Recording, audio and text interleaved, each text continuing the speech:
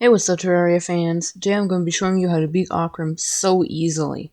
Ocram is the final boss of 3DS/ old gen console Terraria, and he is an absolute pushover. I'm going to be showing you what gear you should use and how to easily beat him. So the weapons I'm going to be using are the Vampire Knives and the Flairon. The Vampire Knives you can get from Crimson chests in the dungeon, so make sure you have a Crimson World. The Flairon you can get from beating Duke Fishron, who is an incredibly difficult boss, in my opinion more difficult than Ocram. The Flairon isn't necessary for Aura to fight, but it does make the first phase go by a bit faster. The armor I'm going to be using is the Beetle armor, which you get from crafting turtle armor with beetle husks that you get from Golem. I'm going to be using the Ankh shield, the Warrior's Bad, Fishron wings, Frostbark boots, and the Fire Gauntlet. I'm using Fishron wings, but you can use any type of wings. So without further ado, let's spawn him in.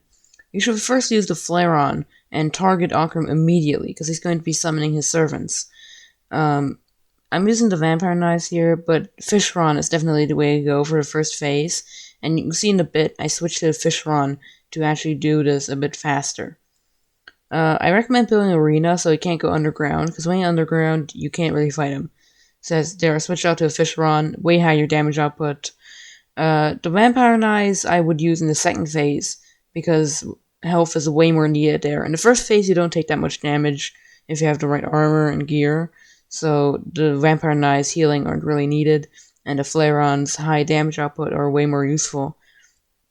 So pretty much just go around. It's okay if you hit the servants, they do little damage, and they give you invincibility frames.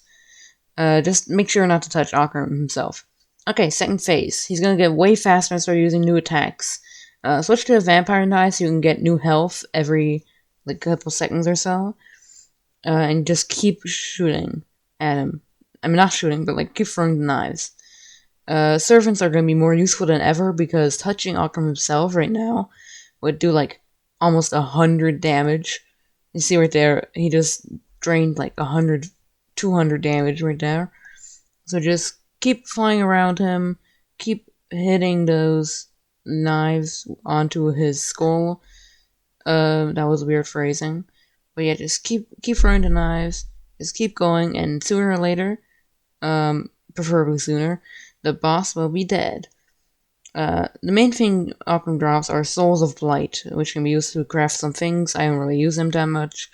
He also drops a lot of greater healing potions, so it's a good way to farm them if you don't want to craft them yourself. I recommend fighting him multiple times just so you can get the trophy because it looks so good. He also drops Adamantite or Titanium ore based on your world. I mean, not really necessary at this point in the game, but I guess this could be nice for building. I'm gonna show you the trophy now. It looks so nice. Look at that. That's the Ocram trophy. It's like some sort of lime green stone. I'm not sure what it's supposed to be, but it looks really nice.